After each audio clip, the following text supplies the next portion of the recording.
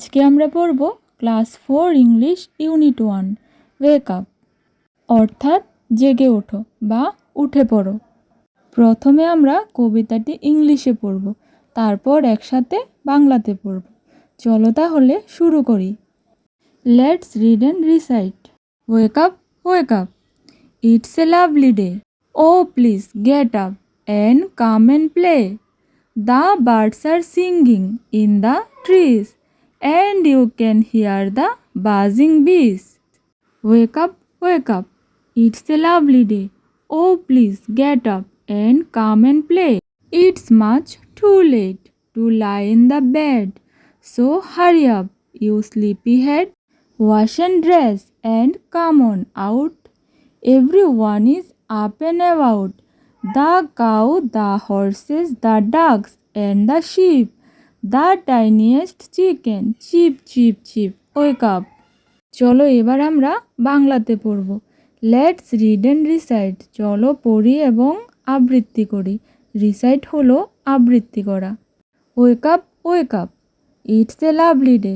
উঠে পড়ো, উঠে পড়ো, এটা খুবই সুন্দর দিন। ও প্লিজ গেট আপ, দয়া করে উঠে পড়ো। অ্যান্ড কাম অ্যান্ড প্লে, এবং আসো খেলা করো।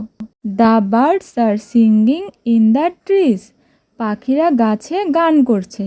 And you can hear the buzzing bees, এবং তোমরা মৌমাছিদের গুনগুন শুনতে পাবে। বাজিং হলো গুনগুন করা বা ভোঁ ভোঁ করা। বিজ হলো মৌমাছি। সিঙ্গিং হলো গান করা। আর ট্রিজ হলো গাছ। আর বার্ডস হলো পাখি। তাহলে কি বলা হয়েছে? ওয়েক আপ, উঠে পড়ো। ইটস এ লাভলি ডে, এটা খুবই সুন্দর দিন। এখানে সুন্দর দিন বলতে রোদ ঝলমলে একটি দিনের কথা বলা হয়েছে। ও প্লিজ গেট আপ, দয়া করে উঠে পড়ো। অ্যান্ড কাম অ্যান্ড প্লে, আর বাইরে আসো এবং খেলা করো। The birds are singing in the trees, পাখিরা গাছে বসে গান গাইছে। And you can hear the buzzing bees, আর বাইরে এলে তোমরা কি শুনবে? মৌমাছিদের গুনগুন। হিয়ার হলো শোনা। ওয়েক up, wake up, it's a lovely day, উঠে পড়ো, এটা খুবই সুন্দর দিন। ও প্লিজ গেট আপ, দয়া করে উঠে পড়ো। অ্যান্ড কাম অ্যান্ড প্লে, আর বাইরে আসো খেলা করো। ইটস মাচ টু লেট, অনেকটা দেরি হয়ে গেছে। To lie in the bed, বিছানায় শুয়ে থাকার মতো। অর্থাৎ বিছানায় শুয়ে থাকার মতো আর সময় নেই, অনেকটা দেরি হয়ে গেছে। So hurry up, you sleepy head, তাই তাড়াতাড়ি করো। ইউ স্লিপি হেড অর্থাৎ ঘুম কাতুরে। স্লিপি হেড হলো ঘুম কাতুরে, যে ঘুমোতে খুব পছন্দ করে।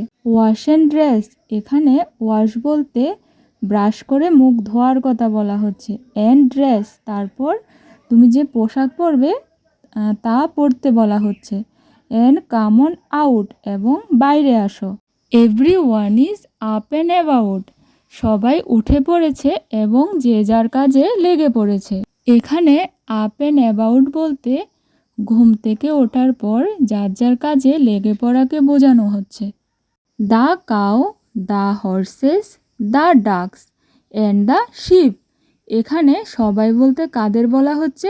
কাউ গরু, হর্সেস হলো ঘোড়া, ডাকস হলো হাঁস, আর শিপ হলো ভেড়া। দ্য টাইনিয়েস্ট চিকেন, ছোট মুরগি।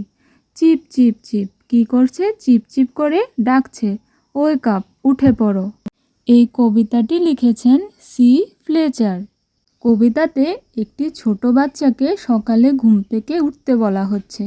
কি বলা হচ্ছে? ওয়েক আপ, উঠে পড়ো। ইটস এ লাভলি ডে, এটা খুবই সুন্দর দিন। অ্যান্ড কাম অ্যান্ড প্লে, এবং বাইরে আসো খেলা করো। The birds are singing in the trees, পাখিরা গাছে বসে গান গাইছে। And you can hear the buzzing bees, এবং তুমি মৌমাছির গুনগুন শুনতে পাবে। ওয়েক আপ, উঠে পড়ো। ইটস এ লাভলি ডে, এটা খুবই সুন্দর দিন। অ্যান্ড কাম অ্যান্ড প্লে, এবং বাইরে আসো খেলা করো। এখন বিছানায় শুয়ে থাকার মতো অনেকটা দেরি হয়ে গেছে। So hurry up, you sleepy head, তাই তাড়াতাড়ি করো ঘুম কাতুরে মানুষ। ওয়াশ অ্যান্ড ড্রেস, হাত মুখ ধো এবং পোশাক পরো এবং বাইরে আসো। Everyone is up and about, সবাই উঠে পড়েছে এবং কাজে লেগে পড়েছে। কে কে উঠেছে? কাউ গরু, হর্সেস ঘোড়া, হাঁস, তারপর ভেড়া, আর কে?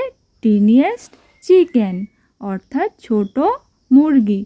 Chip cheep cheep cheep cheep করে ডাকছে, তাই উঠে পড়ো। নেক্সট ভিডিওতে আমি তোমাদের সাথে এই কবিতার কোশ্চেন আনসারগুলো আলোচনা করব।